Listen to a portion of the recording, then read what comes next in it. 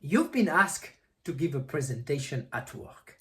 But unlike most people who just put together a few slides the night before and read the slides, you've decided to practice so that you are as effective and as successful as possible in delivering your message. But how can you practice? Let's explore a few different ways, from the least effective to the most effective. Your first option is, if you've got some slack time in the public transportation, is to think in your mind what you're going to say. But that's the least effective, because the way our mind works is different when we think than when we speak. Your next option would be to rehearse and look at yourself in the mirror as you're doing it.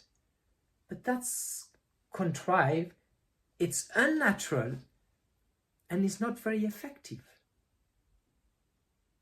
Another option is to record yourself as you're presenting.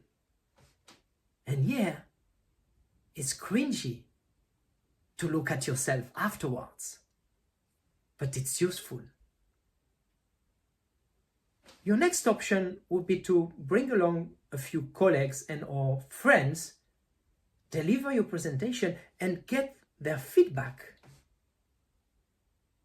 Another possibility is to join a public speaking organization, for example, Toastmasters, where you can practice your communication skills and get feedback on which you can improve upon. And the next two and best options are to hire a public speaking coach and get professional advice.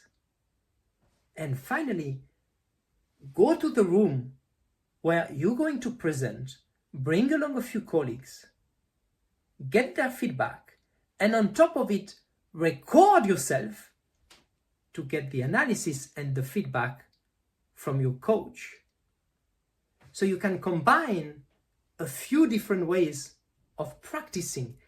And as you're doing it, and hopefully you have the opportunity to practice more than once, you'll be miles ahead from the rest of your colleagues who think that because they can speak, they can just wing it.